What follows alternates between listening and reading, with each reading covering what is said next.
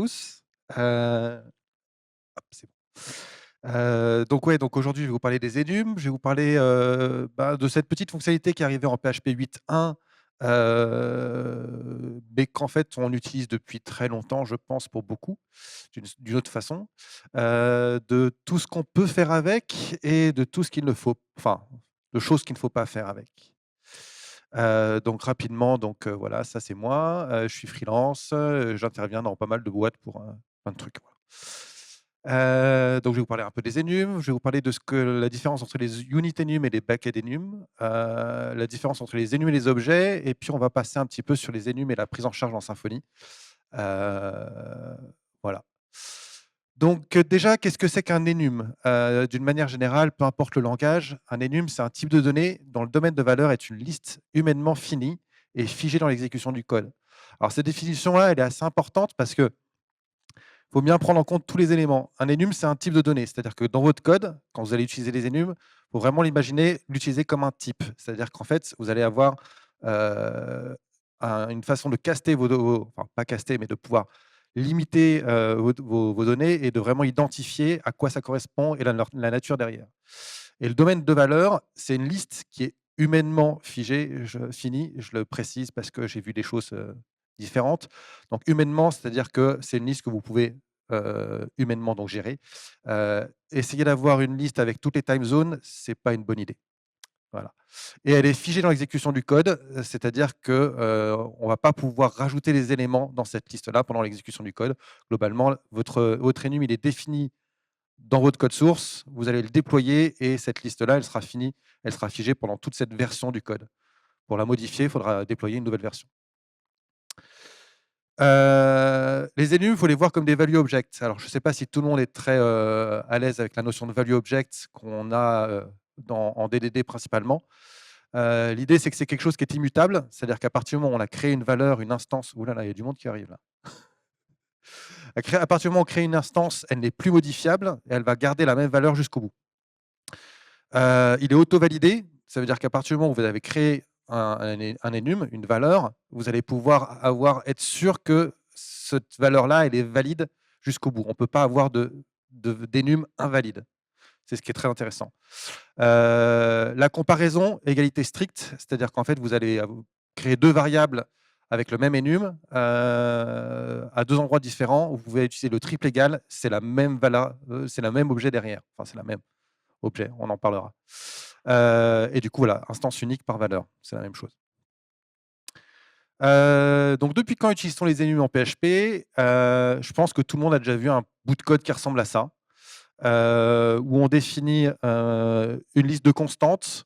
On définit, les constantes qui sont acceptées et puis en bas, on va définir que, on va vérifier que la valeur, elle est bien partie des listes de valeurs qu'on a acceptées et sinon, c'est une exception, mais sinon, voilà. Donc ça, c'est un peu ce qu'on faisait au départ. Pour ceux qui connaissent, il y avait une lib, qui existe encore, qui est plus maintenue maintenant parce qu'elle a plus besoin, qui s'appelle PHP Enum, qui permettait de faire des enums déjà en PHP 7, même peut-être avant. Elle a plus de 10 ans cette lib et la dernière mise à jour, elle doit dater d'il y a 2 ans, grosso modo quand les enums sont arrivés dans PHP 8.1. Et globalement, on retrouve à peu près le même fonctionnement qu'on a aujourd'hui avec les enums, à la seule différence près, c'est les parenthèses à la fin quand on déclare notre variable. Aujourd'hui, du coup, dans PHP 8.1, on a les unit enums et les bucket enums. Les unit enums, c'est des enums qui sont très simples. On a un enum, on a une liste de cas, mais on n'a pas de valeur associée à chacun de ces cas. Globalement, on va utiliser ces enums-là principalement à l'intérieur de votre framework, à l'intérieur de votre service, mais la valeur qui correspond ne va pas sortir de votre projet. Il ne va pas passer dans les API, il ne va pas passer dans votre base de données, il va vraiment avoir un usage complètement interne. En revanche, les bucket enums, ce sont les enums pour lesquels on va faire une correspondance avec un type de données et on va du coup avoir pour chacun des cas une valeur correspondante. Et là, pour le coup, c'est ça qu'on va utiliser dès qu'on va avoir des API, qu'on va avoir du coup des enums en entrée, ou qu'on va pouvoir stocker en base de données, puisque du coup, c'est cette valeur-là qui va être dans votre API, dans votre route d'URL, ou qui va être dans votre base de données. Si on décompose un petit peu comment ça fonctionne à l'intérieur, on a du coup 2 interfaces qui ont été créées donc, dans PHP 8.1 qui sont UnitEnum et BucketEnum. BucketEnum est une extension d'UnitEnum. On a 2 méthodes, enfin on a une méthode côté UnitEnum qui est cases, qui est une méthode statique qui vous renvoie tous les cas possibles. Et dans BucketEnum, on a 2 méthodes qui sont from et try-from. From va vous permettre de créer un enum depuis une valeur. Donc voilà, et qui va vous lever une exception si jamais ces cas-là n'existent pas. Try from, c'est la même chose, sauf que si la valeur n'existe pas, il vous renvoie un nul. Voilà, très utile. Et du coup, on va pouvoir faire des implémentations différentes. Sur les implémentations, sur l'implémentation de UnitEnum, on a juste du coup une propriété qui s'appelle name, qui nous retourne le name de notre enum. Et sur les BucketEnum, on aura en plus du coup le name et la value. Alors, les enums peuvent, oui, alors du coup, on peut utiliser les interfaces, voilà, c'est ce que je voulais voir. On peut utiliser les interfaces du coup en paramètres directement pour faire des trucs un petit peu comme ça. Bon, ça, à la limite, pourquoi pas, on peut le faire. C'est fait dans pas mal de frameworks, surtout par exemple pour les gestions de traduction comme ça. Donc, on met du coup nos interfaces UnitEnum et BucketEnum, et comme ça, quel que soit l'enum qu'on va passer à l'intérieur, on va pouvoir être capable de retrouver avec la règle qu'on veut derrière, une clé, une valeur, etc. Alors, est-ce que les enums, c'est des objets? C'est un peu la grande question. Les enums peuvent implémenter des interfaces. Bon, ça c'est pas mal. Là, par exemple, implémente JSON Serializable pour pouvoir serialiser votre enum. Alors, je n'ai pas testé et je crois que ce n'est pas nécessaire et que la fonction JSON Serialize arrive déjà à le faire de lui-même. Mais au cas où vous voudriez avoir une règle différente quand vous serialisez un enum en JSON, vous pouvez du coup modifier cette règle-là. Pourquoi pas? Mais ça veut dire qu'aussi on peut implémenter Reaccess. Alors, bon, ça veut dire que vous allez accéder à votre enum sous la forme d'un tableau. On peut le faire, ne le faites pas. Voilà. Ça fait partie des choses qui sont, voilà, les enums peuvent implémenter toutes sortes d'interfaces. Il y a plein d'interfaces qui sont fournies dans PHP ou dans votre projet ou dans votre truc. N'en abusez pas. Les traits, on peut utiliser les traits dans un enum. Là, par exemple, j'ai fait un trait pour serialiser n'importe quel type d'enum, pour l'implémentation de JSON Serialize, et du coup, je peux le mettre dans mon enum. Pourquoi pas? Du coup, est-ce qu'un enum est un objet? Dans un sens, oui, parce qu'on peut implémenter une interface, on a le support des traits.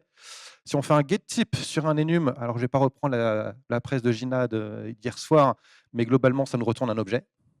Et on peut utiliser Reflection Class dessus. Donc, d'une certaine manière, ça ressemble à un objet. En revanche, ce n'en est pas un parce qu'on n'a pas de constructeur, ça ne fonctionne pas. Il est stateless, immutable. On a une instance unique, c'est-à-dire qu'en fait, si on appelle 2 fois l'enum avec la même valeur au niveau du from, par exemple, on aura exactement le même objet. Ce serait la même entité dans la mémoire. Et il n'y a pas le support de toutes les méthodes magiques, underscore get, underscore toString, etc. Elles ne fonctionnent pas du tout. Essayez pas d'implémenter Stringable, par exemple, ça ne marche pas sur un enum.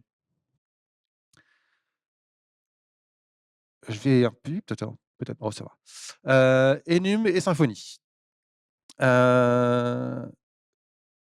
Contrôleur, ça marche. On peut mettre un enum dans une URL de contrôleur. Le laser, il est là. Là, on passe une variable, on dit qu'en fait, Ocean, c'est un enum, et ça passe très bien. Symfony arrive très bien à le convertir en enum au niveau de l'URL. La seule chose, c'est que ça ne fonctionne qu'avec les backends enum. Donc, comme je le disais au début, c'est la partie sérialisation, désérialisation qu'on a avec les enums. Et du coup, on lui passe la value dans l'URL pour pouvoir faire, du coup, la désérialisation.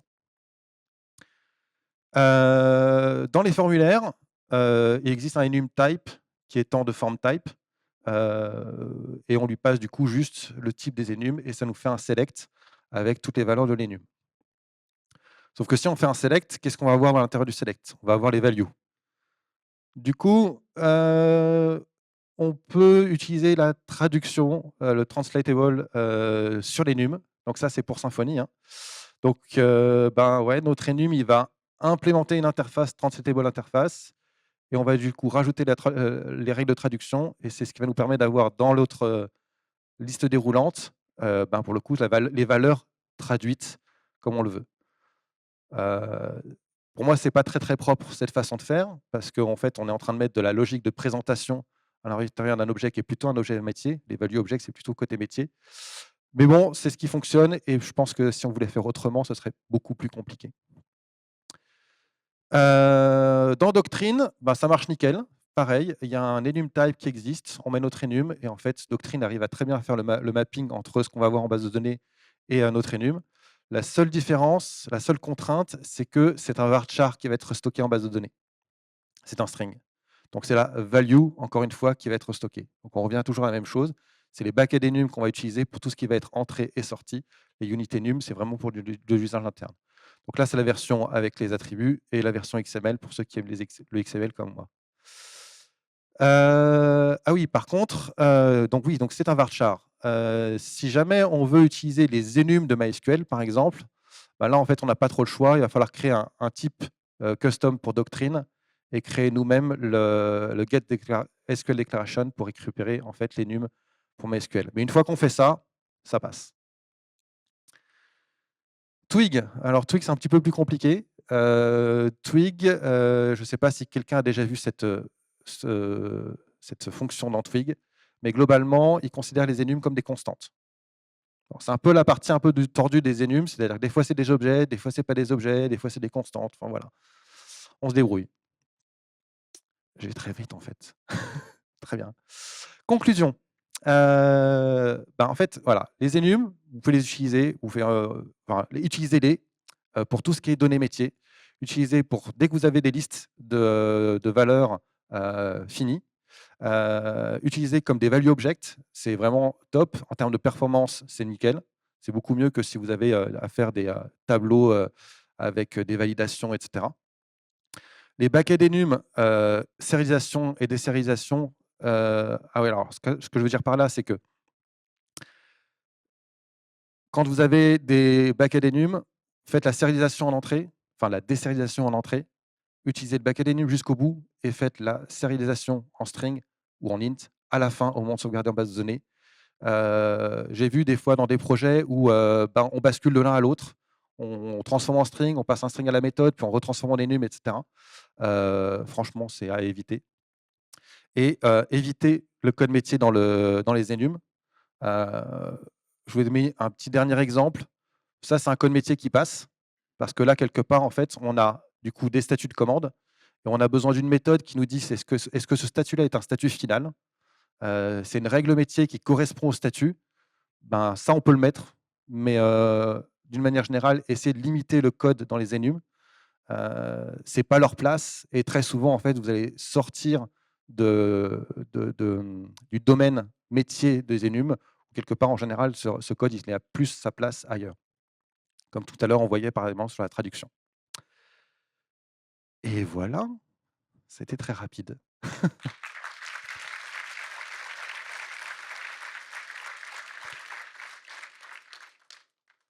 Et du coup, s'il y a des questions, Oui, bonjour, merci pour ta conférence. merci. J'ai un cas un peu particulier qui a soulevé pas mal de questions dans mon équipe. On développe en DDD et du coup, en fait, les enums, donc on utilise MySQL et on les convertit du coup pour être certain du type de retour. Et en fait, quand ça revient de la base de données dans nos entités, on caste pour que la propriété soit une valeur de l'enum. Et du coup, cette enum, elle est rattachée à l'entité, donc plus à notre infrastructure. Mais on a aussi des enums qui sont dans le domaine. Mais du coup, les enums côté base de données, tu les mettrais plus dans l'infra ou plus dans le domaine? Alors en fait, quand tu définis la différence entre infra et domaine, Ouais, c'est que ton entité doctrine et ton entité du domaine, c'est pas le même objet, c'est ça? c'est ça. C'est-à-dire qu'en fait, ce qui revient de notre base de données, c'est quand même une enum qui est rattachée à une entité qui donc du coup est beaucoup plus proche de ton infrastructure, mais qui est quand même utilisée pour faire des calculs sur le métier. Alors moi, j'ai résolu le problème en utilisant le même entité des 2 côtés, mais par contre, je passe par le XML.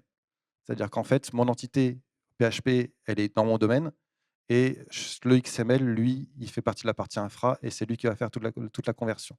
Et du coup, j'ai pas ce souci-là en général dans mes projets. C'est pour ça que j'aime bien le XML, c'est que du coup, toute la partie description n'est pas dans le domaine et elle est à part. Et surtout, on peut mettre en fait du coup des choses beaucoup plus complexes avec des types custom, etc. Ce que moi j'utilise beaucoup du coup. Mais après, sinon, ben, Doctrine le fait pour toi au niveau de la conversion en value object, enfin en enum, autant le garder finalement. Moi, c'est ce que je dirais, quoi. Merci bien. C'était pas vraiment une question, c'était plus pour te faire parler. Est-ce que tu avais des cas d'utilisation, évidents de dire: «Bah, tiens, là, effectivement, faut l'enum, il est là» ou, des petits trucs sympas à nous raconter sur, ton utilisation des enums? Bah, en fait, dès qu'on a une liste finie, en fait, les statuts de commande, des statuts, enfin, le 1er cas qui vient, c'est des statuts. Si vous gérez des civilités, par exemple, monsieur, madame, docteur, et cetera, ça peut être une liste assez finie. Là, par exemple, je sais pas, je listais les océans. Ben, ouais, les océans, on en a 5. On n'en a pas plus pour l'instant. Heu, je pense qu'on n'en aura pas plus tout de suite. Donc voilà, dès qu'on a des listes, qui sont finies et qui ne vont pas bouger dans le temps et qui ne vont pas bouger aussi, dans le cours de l'utilisation de votre application, ben, quelque part, utiliser un enum parce qu'en fait, c'est auto-validé. C'est-à-dire qu'en fait, en entrée de votre objet, dans les propriétés de vos objets, bah, vous savez que votre valeur, elle est bonne. Vous savez que vous ne pouvez pas sortir, en fait, de cette liste de valeurs. Donc c'est vraiment le cas qui est intéressant. Et voilà, après les, hem, unit enum, donc ceux qui ne sont pas typés, leur usage est beaucoup plus limité puisque ceux-là, on ne va pas pouvoir les sérialiser. Enfin, en tout cas, c'est pas vraiment fait pour et du coup, ça va être vraiment un usage interne. Donc par exemple, ça peut être lorsque vous avez des données à passer entre, un contrôleur et un mappeur ou des choses comme ça, pour modifier les comportements ou ce genre de choses-là. Donc là, pour le coup, c'est vraiment des cas très, très particuliers qui vont être vraiment plus internes à votre logique et pas vraiment des, données métiers. Voilà. OK, merci pour la conférence. Je voulais poser une question, à propos d'utilisation des NUM avec la même structure, enfin identique, mais avec des espaces de nom différents. Est-ce que c'est possible et Ah, tout à fait. En fait, l'enum, il faut vraiment le voir quasiment comme un objet, en fait. C'est-à-dire que, voilà, il est déclaré, en fait, dans un namespace. Vous pouvez créer un autre enum dans un autre namespace. S'ils ont les mêmes valeurs, comme en fait, c'est pas le même, ils vont pas être identiques. Vraiment, l'identité qu'on a, l'identité stricte qu'on a au niveau des enums, elle est vraiment pour le même, namespace, pour la même enum dans le même namespace. Bonjour, merci pour votre présentation. J'ai une question. Est-ce que ça vaut le coup de créer un enum qui contient un seul élément ou bien on crée une simple constante dans ce cas-là? Alors, je vois pas de cas d'usage. Mais enfin, il y a aucune objection là-dessus. Mais c'est vrai que pour le coup, à part si on prévoit que dans l'avenir, c'est toujours un peu difficile en fait dans les projets de prévoir l'avenir sans se tromper, mais à partir du moment où on prévoit effectivement dans l'avenir qu'on va avoir d'autres cas qui vont arriver, pourquoi pas?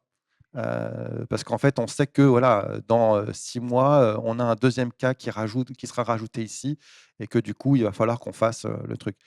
C'est un peu délicat de prévoir comme ça parce qu'en fait, on va se retrouver dans déjà des prédictions qui très souvent, on va tomber à côté, où on va se rendre compte que finalement l'implémentation, elle doit être faite complètement différente et en plus, la plupart des cas, en fait, c'est pas la bonne place. C'est-à-dire qu'en fait, quand on prévoit des cas supplémentaires, le met dans un enum, ça veut dire qu'en fait, on prévoit une option de configuration à la limite et quelque part, en fait, ça va être des services différents, ça va être du code différent et c'est un petit peu délicat de le mettre ça à cet endroit-là. Après, ça dépend du cas d'usage. Bonjour, merci pour, la présentation. J'ai un cas où, j'ai une énum mais au final, au fur et à mesure de l'évolution de mon projet, je rajoute des cas, je rajoute des cas et du coup, ça fait faire des migrations. Est-ce que ça vaudrait pas mieux de le transformer en table ou non, c'est mieux d'être juste une énum? En fait, ça va dépendre clairement de la fréquence à laquelle tu ajoutes des nouveaux cas et si derrière, tu as du code qui change ou pas, en fait. Si c'est juste une donnée que tu vas utiliser et que, bah, tu rajoutes des nouvelles valeurs une fois tous les 6 mois, ça peut être effectivement géré dans un enum. À partir du moment où ça commence à devenir vraiment dynamique et quelque part, ça dépend même pas spécialement de ton code, ça veut dire que c'est une donnée plutôt métier à ce moment-là, vivante. Bah, à ce moment-là, c'est plus effectivement une table ou un tableau, de config dans une option, mais ça va être quelque chose en fait, il faut vraiment voir l'enum comme quelque chose qui va être figé dans le temps et qui, du coup est, je dirais pas mort, mais, presque en fait. C'est à partir du moment où c'est vivant et que la liste des valeurs, le domaine de valeurs bouge dans le temps ou est voué à bouger dans le temps, l'enum n'est pas forcément le plus adapté. Bonjour, merci pour la présentation. J'avais une question, c'était comment utiliser les Enum avec API Platform pour générer la documentation? Alors la réponse est simple, je ne sais pas. J'ai pas encore utilisé Paid Platform réellement sur des projets, donc je ne peux pas répondre. Peut-être que quelqu'un sait répondre dans la salle? Parce qu'actuellement, on est obligé de mettre toutes les valeurs de l'Enum en dur et on peut pas juste mettre la classe de l'Enum et Faut remonter ça aux gens d'API Platform du coup. S'il y en a qui sont dans la salle et qui peuvent répondre? Non. Bon. Désolé. Bravo, merci.